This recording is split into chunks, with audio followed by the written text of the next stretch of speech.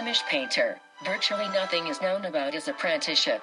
He undoubtedly resided in Cologne, in the workshop of the master Stefan Lochner, who died in 1451, before being registered in the registers of the burghers of Bruges in 1465 to the power of, which implied the right to live and practice a trade there to the power of.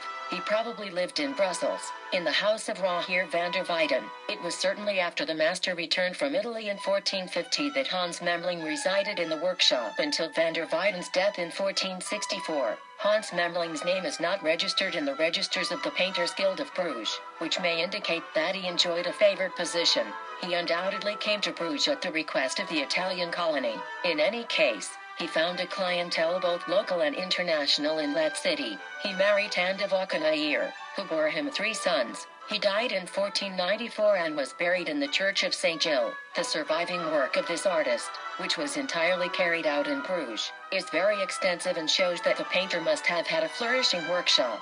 2 assistants are mentioned in the register of the Painters Guild, Hanneken Verhulmen and Paschier van der Merch. Despite his German origins, Memling is ranked among the greatest of 15th-century Flemish painters, both in style and technique.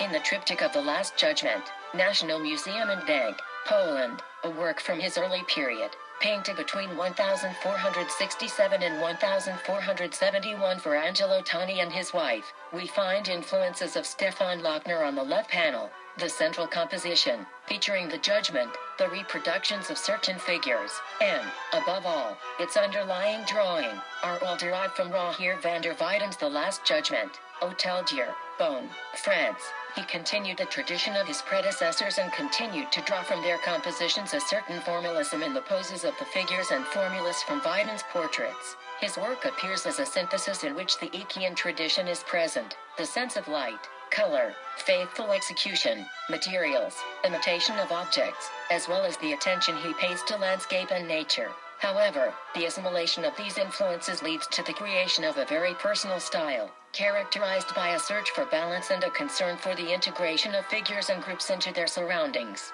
Hans Memling sought to purify forms and emotions to achieve a harmonious representation of the world. This pursuit is evident from the initial drawing to the final result. Despite the economy of technique and materials, he displays such mastery of execution in the tradition of the Flemish masters that the optical effect is optimal.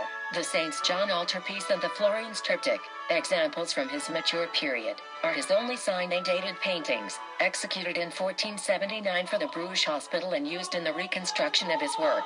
The latter is inspired by the triptych of the Adoration of the Magi, Prado. Memling was one of the most important portraitists of his time, and his style is the basis of the Bruges canon.